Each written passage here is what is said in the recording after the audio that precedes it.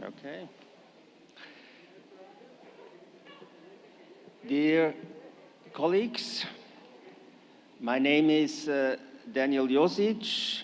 It is a pleasure and an honor for me as representative of Switzerland to chair today the Assembly. Chers délégués, c'est un plaisir et un honneur. Dear delegates, it's a pleasure and an honor to preside this assembly in the name of for Switzerland, a multicultural, multilingual country. Colleagues, it's a pleasure and an honor to preside over this General Assembly on behalf of Switzerland, a multicultural, multilingual country. With Norway. Norway is ready. Please, you have the floor. Next speaker, próximo, is España. Next speaker is Spain.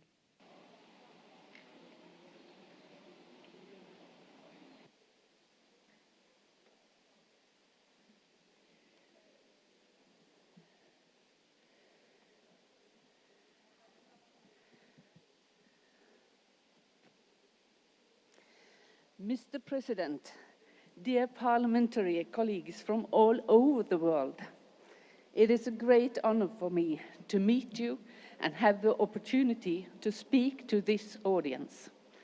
I am representing Norway for the first time in the IPU delegation, and it's very inspiring to listen to you all. My concern is climate change and on the ongoing loss of biodiversity. It is our responsibility to work together to find solutions to climate change that everyone can go for. No one left behind, because we only have one common atmosphere and one common ocean. Being a grandmother is one of my greatest pleasures in life. But every day I think about my 10-year-old grandson, about his future, and that of millions of other children. How can we, members of our country's parliaments, take action to make a difference? The COVID-19 pandemic makes it even more vital. A just and fair distribution between countries and people are essential if we are to succeed in tackling climate change and its consequences. The burden must be shared according to the ability to carry the load. Cooperation, exchange of knowledge, and internationally solidarity are fundamental for creating the trust and confidence needed to reach the sustainable development goals and fulfill the Paris Agreement, which Norway also has adopted. I come from a country that, together with Canada and Indonesia, has one of the world's longest coastlines.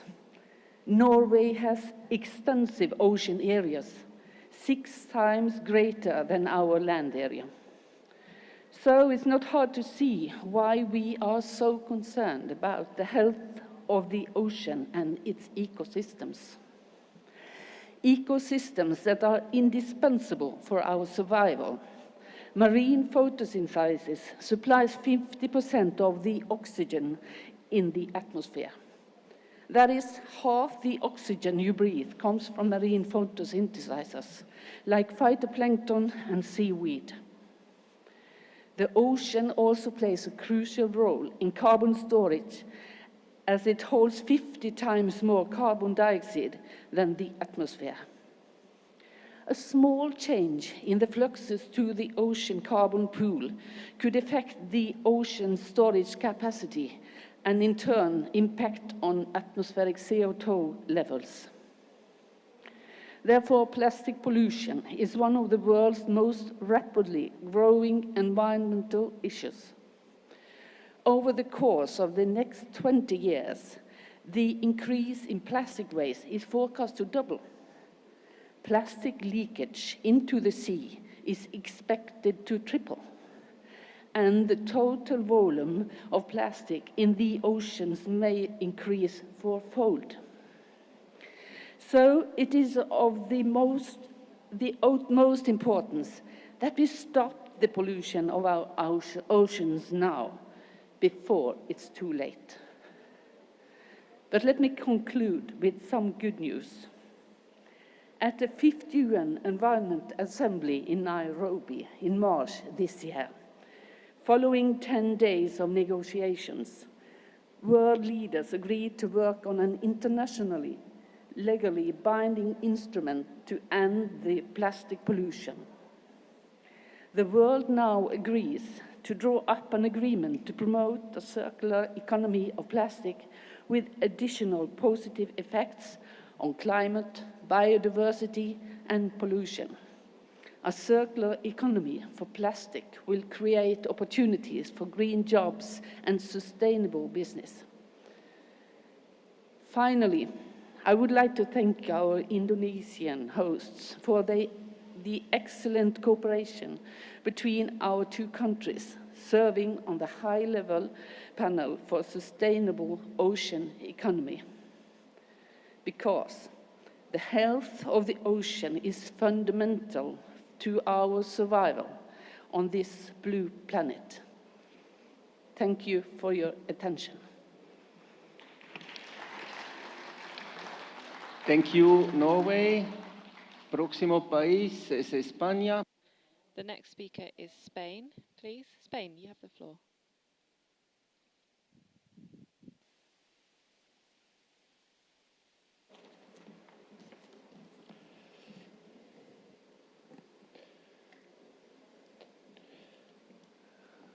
Thank you so much, querido presidente. Muchas Dear President, many thanks.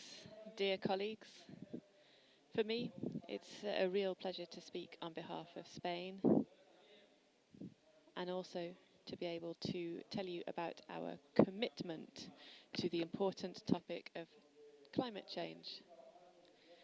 This is something that we've been working on for a long time already in our country. As you'll have seen at the last summit that we had in Madrid. But the work that we've been doing in Spain, in my country, has been consolidating a line of work that has also been going on within the European Union. Now, climate change for the EU is an important aspect, but we have to recognise that more than 60 countries in the world are also working on the issue of climate change. They've got laws, and in May of last year, 2021, in my country, in Spain, we passed a new climate change law and energy transition. Because, of course, there are limits to legislative frameworks in different fields. I'm talking about the Council of Ministers, the European Parliament, and in Spain, we want to have a legislative model in the Spanish Parliament, and so we're going to be continuously revising our goals. For us, this is a basic commitment. We have to remember that in our country, since 2008, our MPs formed a commission which was very committed within the Spanish government. And this was a study group, and which was very important for our country. Because when we're talking about climate change, and when we're talking about energy transition, and our commitment to guaranteeing the availability of natural resources not only for our countries, but also across the whole world, we need to do some teaching, really, awareness raising. We need to be constantly thinking not only about the commitment that we have here and now, but about the commitment that we will have moving forward And so we, citizen representatives in parliaments, we are working, as we do almost every day, for the common good of our people. But of course, we also need to think about the common good of our planet, the future of our children, the future of our grandchildren. And we need to do that today. We simply cannot wait until tomorrow. Of course, we have to put this in context. These are commitments within our laws that we need to be able to comply with. And those laws need to include a respect for the environment. Spain is a country at the south of Europe, which has a huge amount of natural resources. And we're trying to build on new energy models. We are a European country that has one of the most hours of sun. And so for us, we want to be able to use that. It's essential that we do use that. And that is an energy model where we're using natural resources and also different consumption models. And I think that we need to think about being autonomous when it comes to our consumption. And we need to think also about the current context. For many years now, we've heard people in my country saying that conflicts in the world over the next decades will have an impact on economic growth and consumption, on our energy space as well, and also on social and economic growth, and also, for example, on consumption and things as basic as water. Now, all of this work that we've been doing also within the United Nations needs to be a common goal, a vision that we simply cannot avoid. And so in my country, we're going to continue working in this direction. And we want to work to ensure that the citizen voice through Parliament, through the Senate, through the different houses of Parliament that we have in Spain, are sort of working in harmony with the European Union, with the Paris Accords. This is a commitment, and in fact, a responsibility that we need to comply with across the world. Today, when we're suffering the horror of war, not understanding where the limits of human consciousness are, we need to raise our voices and to say that the work of politicians, the work of our parliaments, needs to go much beyond our own borders. We need to think globally, and we need to think with our hearts as well, because we need to think about the future, as I said previously, the future of our children and grandchildren. We need to think of them, and all of us need to work for that. Thank you very much. It's a pleasure to be working on these commitments with all of you. Thank you. Gracias, España. Next speaker, Portugal, por favor, and afterwards, Belarus.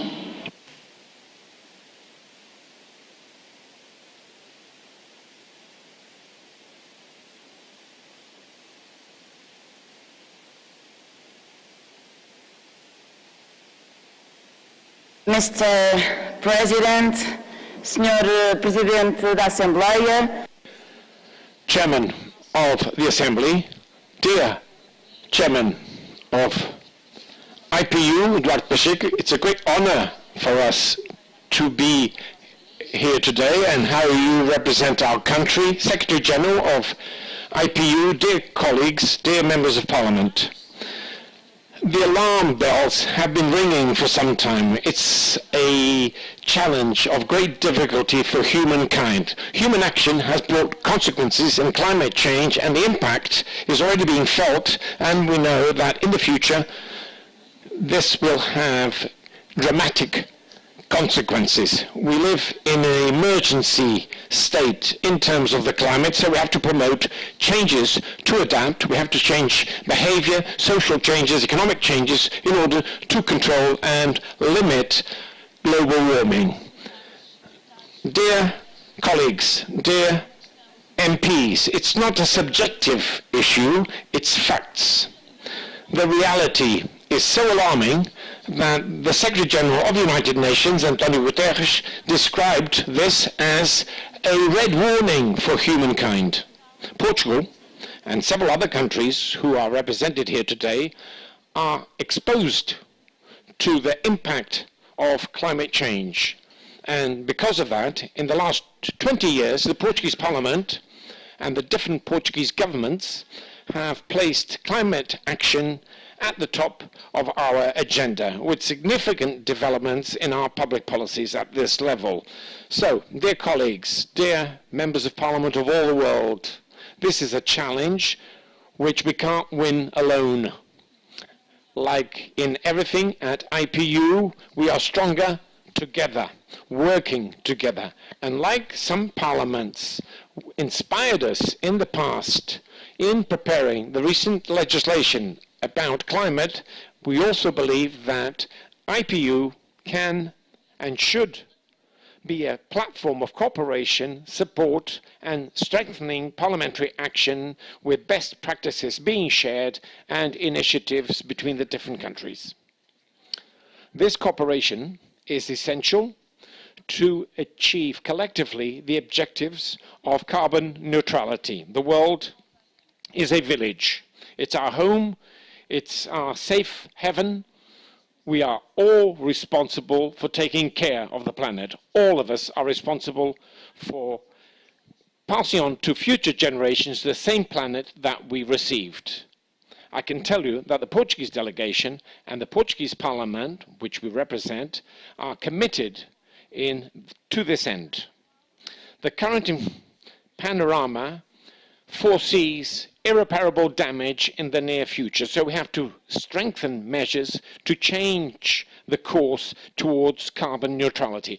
Our parliaments are, as a result, essential to make governments of the world to act, face these challenges and include all that can be agents for change, citizens, companies, NGOs and the private sector, so that together we can act towards our objectives. IPU has a mission which is dovetailed to democratic values, sovereignty of nations and people and development. The Russian invasion of Ukraine, the destruction, the fear which it has caused is a denial of everything that we defend as parliamentarians elected by free citizens and who build fair, modern and solidarity societies. So I can't finish without stating that we strongly condemn the intolerable war which Putin brought to our current times, and also condemn the shame of Mr. Kozachev spoke here yesterday through the video which was shown. The war in Ukraine is not a military conflict. The destruction which we have witnessed is not a special military operation or humanitarian operation, as was insinuated here. And deaths in Ukraine are not a way of helping the people of Ukraine. More than the solidarity with the people and the institutions of Ukraine, we have to have the ability of restating the values which we defend. We have to be able to strengthen our capacity of intervention and our freedom of action. And here, the climate change challenge has a role to play. Depending on Russian oil and gas is a weakness of Europe and many of the countries that we represent, and is used as a conditioning factor and a weapon against our freedom of action and freedom of intervention. So we need the courage to speed up transition to renewable energies and make changes in how we move, how we consume and how we live. to increase the efficiency of our networks and interconnection between our networks. Portugal has natural resources which are unique in the world. We have the best sun, the best wind, the best sea, the best river, forests, biodiversity. It's possible to reduce our energy dependence and use more renewable energies and be an example to the rest of the world. In fact, in Portugal, the consumption of energy, renewable energy, is more than energy produced by carbon fuels and represents 61% of the consumption of electricity in our country. The way towards climate neutrality is also the way to peace, to democratic values, and to sustainable development.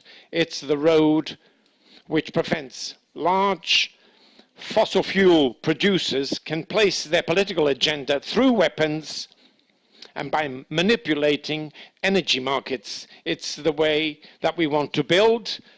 It's the roadmap to a better future, more sustainable, with more freedom and a happier world. Thank you. Thank you, Portugal. Next speaker, Belarus, please, followed by Syrian Arab Republic.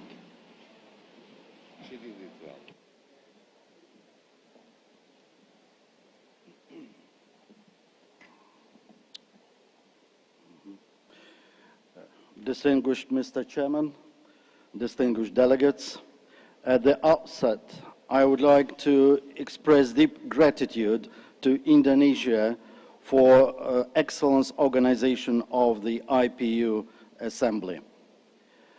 As part of the issue under consideration at the Assembly, I would like to refer to the subject of the security crisis in the Eastern European region in the context of the situation in Ukraine.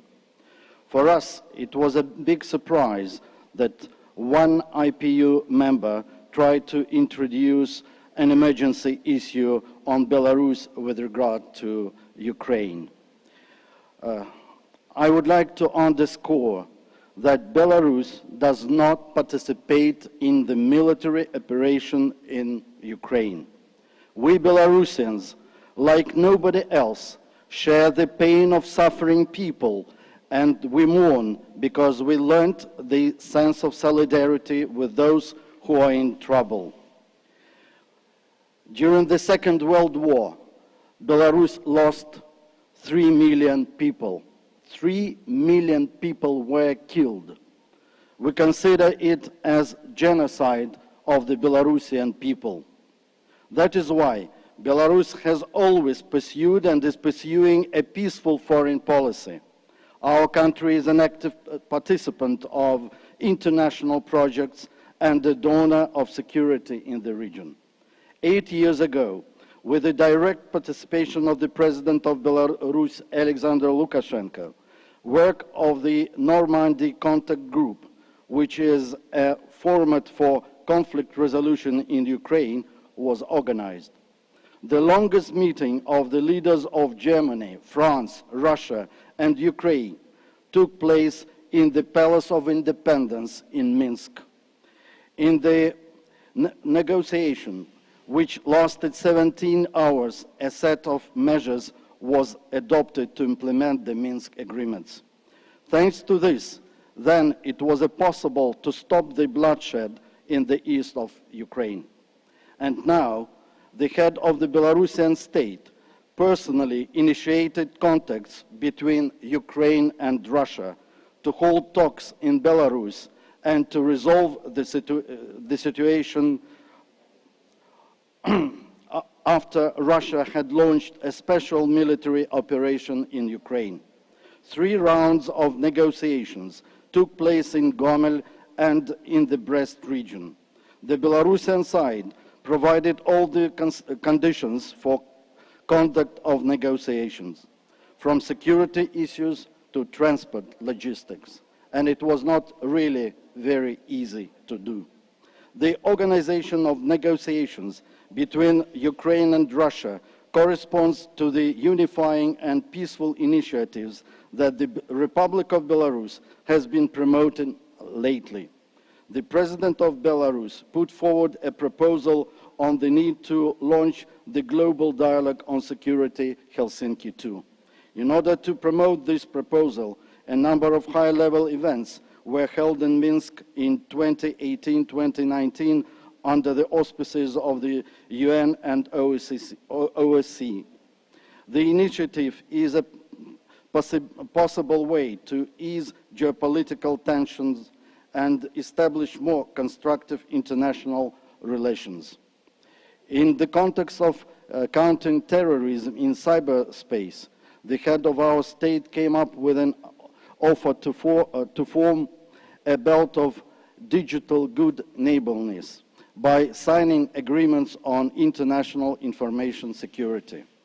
At various high-level events, we have repeatedly called to respond to these proposals and take measures to build confidence in the political and military spheres to stop the escalation. Regarding the issue of climate change, Belarus is firmly committed to the transition to a low-carbon, sustainable economy, to halt global warming and mitigate climate change for the sake of present and future generations' prosperity. Belarus was one of the first European countries and the 30th in the world who ratified the Paris Agreement and started to implement it. Belarus is committed to reduce greenhouse gas emissions by at least 35% by 2030, compared to 1990 within our own resources. To fulfill such obligations, a national action plan has been approved to implement the provisions of the Paris Agreement, which contains both legislative and practical measures. A solid legislative base has been formed on climate change issues at the national level. Thus, there are strategic planning documents in the field of environmental protection, the development of the geological industry, and the development of the mineral resources base, laws on atmospheric air protection, on renewable energy sources, on power management, and other legal acts have been adopted.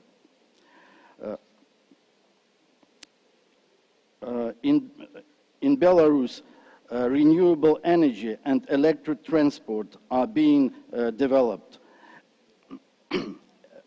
Energy-efficient buildings are being put up. Low-carbon and energy-efficient technologies are being introduced.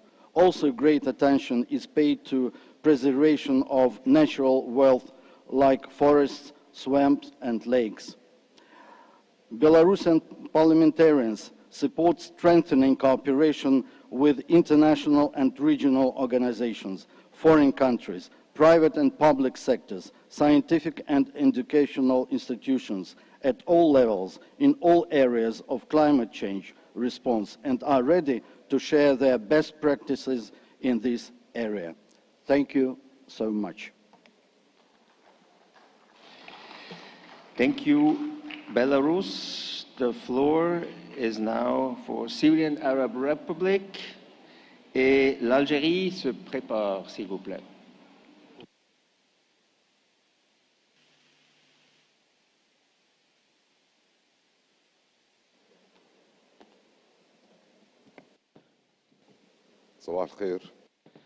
Good morning, everyone. Mr. President of the IPU, ladies and gentlemen, first and foremost, we would like to express our thanks and appreciation for the invitation to the Syrian people to participate in the 144th, and Mr. Hamouda Sabah salutes you all the way from Syria. We are honored to participate in this assembly. We would also like to extend our thanks to the Republic of Indonesia for their warm welcome and their excellent organization. Ladies and gentlemen, climate change might be an urgent issue. We should develop policies and laws that protect the environment and meet the needs of citizens. However, before talking about that, I would like to talk about what my country and people have been going through for 11 years. It has been witnessing all kinds of attacks. First of all, military aggression by the USA and the separatists. They are directly occupying Syrian territories, and it's an illegal occupation. There are also Takfir organizations supported by Turkey. They are occupying our territories. They are damaging our environment, our natural resources, and depriving citizens from water resources. Let us not forget the repeated Israeli aggressions on Syrian territory. This is a violation to the sovereignty of our state and a violation to the UN Charter and international law. Second, the entrance of terrorists have been facilitated to Syria through Turkey. They have been provided with weapons and they committed crimes. They killed citizens and they stole wheat, oil and other resources. Second, hospitals, infrastructure, electricity,